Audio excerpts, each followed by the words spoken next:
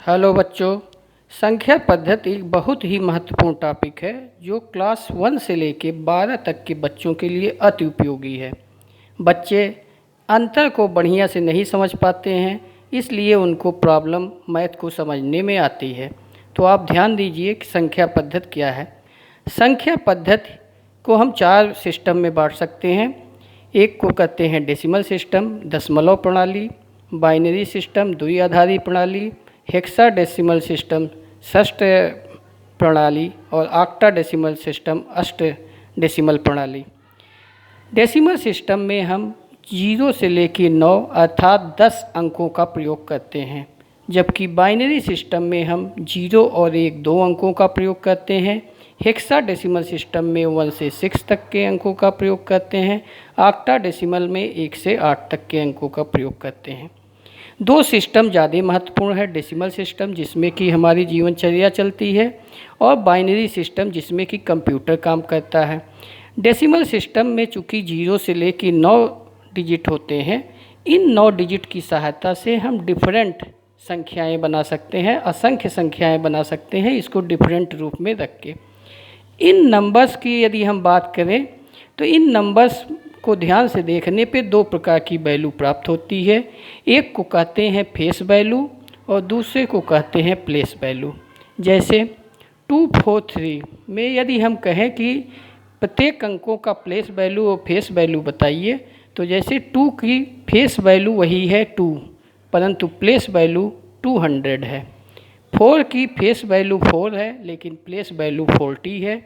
3 की face value 3 है लेकिन प्लेस वैल्यू 3 है। तो यूनिट डिजिट की प्लेस वैल्यू और फेस वैल्यू सेम होती है। फिर हम इन संख्याओं को मोटे तौर पे 2 भागों में बांट लेते हैं। एक को कहते हैं रियल्स नंबर्स, वास्तविक संख्या, और दूसरे को कहते हैं काल्पनिक संख्या। बंटवारे का आधार क्या है, इसको आपको समझना होगा। रियल्स नंबर्स वह नंबर्स होती हैं जिनको हम नंबर लाइन पे ड्रा कर लेते हैं, यानी पॉइंट आउट कर लेते हैं, परंतु इमेजिनरी नंबर्स को हम नंबर लाइन पे ड्रा नहीं कर पाते। थोड़ा सा आइए इमेजिनरी नंबर के बारे में जानें। इमेजिनरी आयोटा से बना है, IOTA।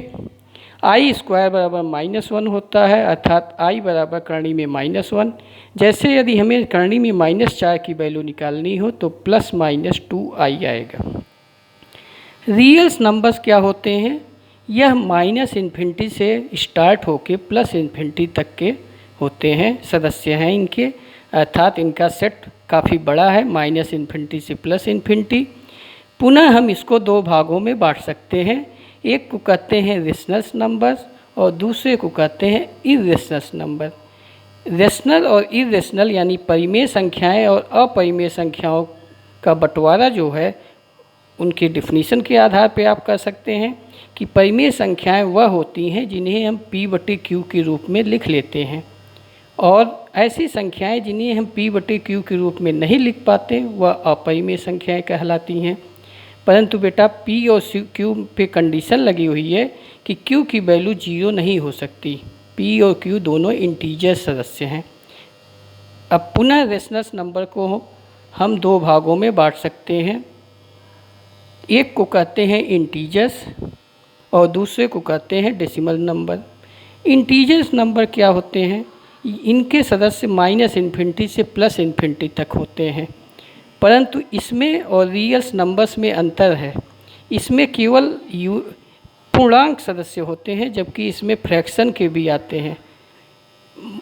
पुनः इंटीजर्स को हम 3 भागों में बांट सकते हैं। +1 से +इन्फिनिटी तक को i+ कहते हैं, -1 से -इन्फिनिटी को i- कहते हैं, और 0 चूँकि i+ और i- में नहीं इंक्लूड है तो इसको i तो कहते हैं, अर्थात यह एक पूर्णांक संख्या है, परंतु न तो धन पूर्णांक संख्या है न तो ऋण पूर्णांक। पुनः i+ को हम नेचुरल नंबर के नाम से जानते हैं। नेचुरल मतलब बेटा प्राकृतिक संख्या। चूँकि ये प्रकृति से मिली हुई संख्या है, इस संख्या को हम काउंटिंग नंबर के नाम से भी जानते हैं, क्योंकि सर्वप्रथम बच्चा 1 से गिनना ही स्टार्ट करता है, 0 नहीं बोलता, 1 2 3 बोलता है। तो n 1 से लेके इन्फिनिटी तक के सदस्यों की संख्या है, जिसमें 1 2 3 से इन्फिनिटी तक के सदस्य होंगे वह नेचुरल नंबर्स। होल नंबर्स क्या होते हैं? पूर्ण संख्याएं जिसमें कि नेचुरल नंबर वाले सभी सदस्य हैं, साथ में जीरो भी इंक्लूड है, यानी जीरो और n के सदस्य जब होंगे तो वह होल नंबर्स है। पुनः इंटीजर्स को अन्य आधारों पे भी बांटा जाता है, इवन, ऑड, प्राइम और कंपोजिट। इवन जो होते हैं वह 2 से डिविजिबल होते हैं, तो 0 2 4 डॉट डॉट इन्फिनिटी तक की संख्याएं जिनके इकाई स्थान पे 0 2 4 6 8 आएगा वह इवन नंबर्स होंगे। ऑड नंबर्स वह होते हैं जो 2 से डिवाइड नहीं होते, जैसे 1 3 5 डॉट डॉट इन्फिनिटी तक।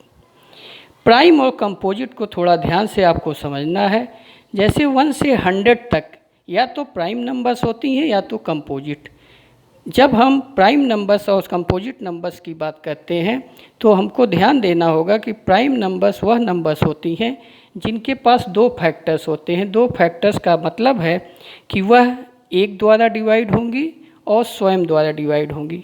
और बेटा आप जानते हैं सभी संख्याएं 1 द्वारा डिवाइड होती हैं, यानी कहने का तात्पर्य है कि जो संख्याएं स्वयं द्वारा डिवाइड हों वो प्राइम नंबर्स हैं।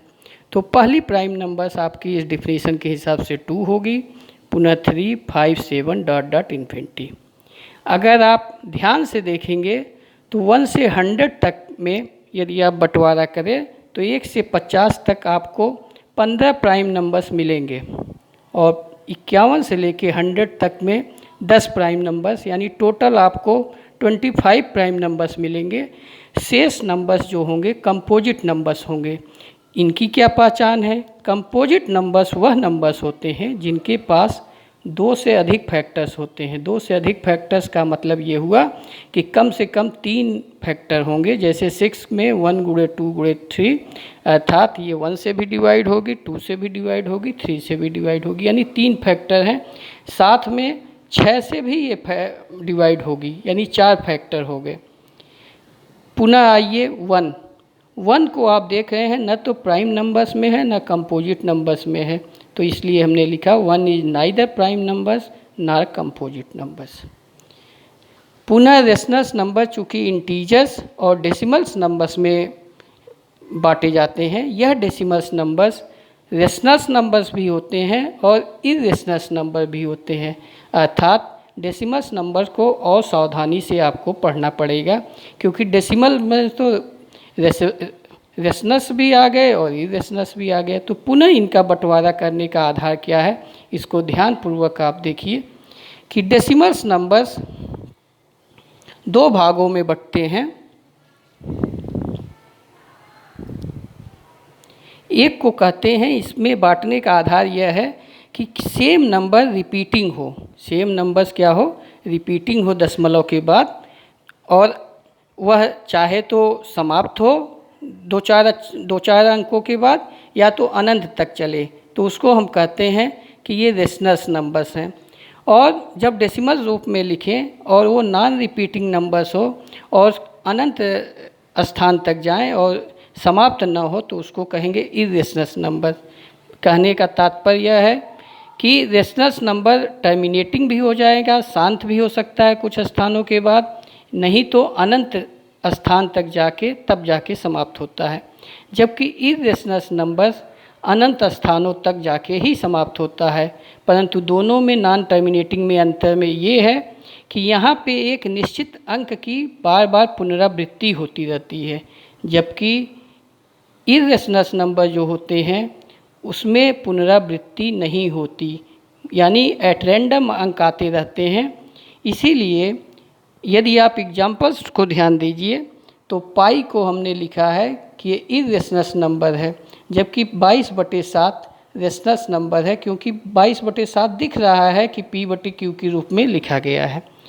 पाई और 22/7 का जो संबंध है वह यह है कि पाई को हम लगभग 22/7 लिखते हैं, वास्तव में पाई का मान लाखों स्थानों तक निकाला जा चुका है, लेकिन कहीं पे भी कोई पुनरावृत्ति नहीं प्राप्त हुई है। यहाँ तक कि IQ जब टेस्ट करना होता है किसी का तो वही पाई के दशमलव के अंक को रखा जाता है कि वह कितने स्थानों तक याद कर लेता है। 1 से 1 IQ टेस्ट देने वाले हैं जो 40 हज़ार स्थानों तक याद कर लिए हैं।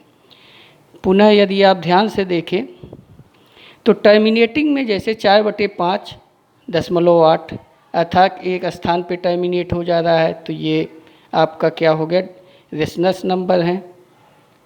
22/7 7 है तो ये 6 स्थान बाद पुनः रिपीट होता जाएगा। ये नियम है कि अगर नीचे 7 है तो 6 स्थान तक मैक्सिमम जाएगा। 1/3 है तो ये 0.333 यानी ये 3 बार रिपीट होके अनंत तक गया, तो इसे 3 बार कहते हैं। बेटा इस जो आप ऊपर बार लिखा गया है इसको आप चाहें तो P/Q के रूप में लिख सकते हैं। धन्यवाद बेटा। यदि और आपको पढ़ना है तो विस्तार में इसके अन्य भाग को हम पढ़ाएंगे। धन्यवाद।